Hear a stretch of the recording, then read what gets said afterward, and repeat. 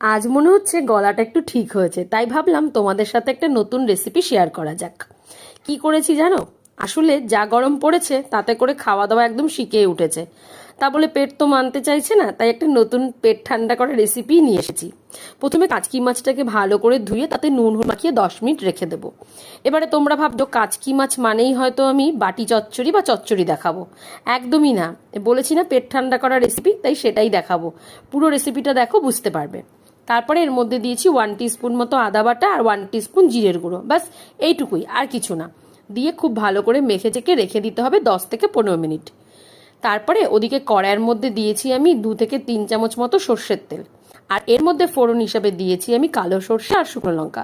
হ্যাঁ, কালো সর্ষেটাই দিয়েছি, এতে করে ঘ্রাণটা খুব সুন্দর আসে। তারপরে এর মধ্যে দিয়ে দেবো পাতলা করে কেটে রাখা আম। হ্যাঁ, আসলে আজকের রান্নাটা এই কাঁচা আম দিয়েই হবে। ওই যে বলেছিলাম পেট ঠান্ডা রেসিপি। তো আমের মধ্যে একটু নুন হলুদ দিয়ে খুব ভালো করে নেড়ে চেড়ে কিন্তু এটাকে ভাজতে হবে। যেহেতু এখনের আমে আটি হয়নি, বেশ নরম হয়ে গেছিল জানো, বেশিক্ষণ ভাজতে হয়নি, 2-3 মিনিট ভাজার পরই দেখো কিরকম খুন্তি বসে গেছে।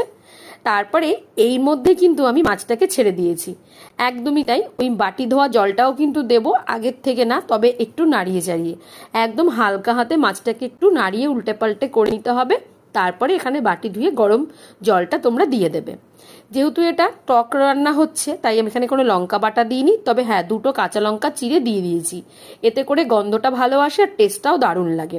এভাবে 10 থেকে 12 মিনিট ফুটতে দিয়েই কিন্তু রেডি হয়ে যাবে আজকের এই মোরলা মাছের টক রেসিপি। কেমন লাগলো অবশ্যই জানিও। টাটা।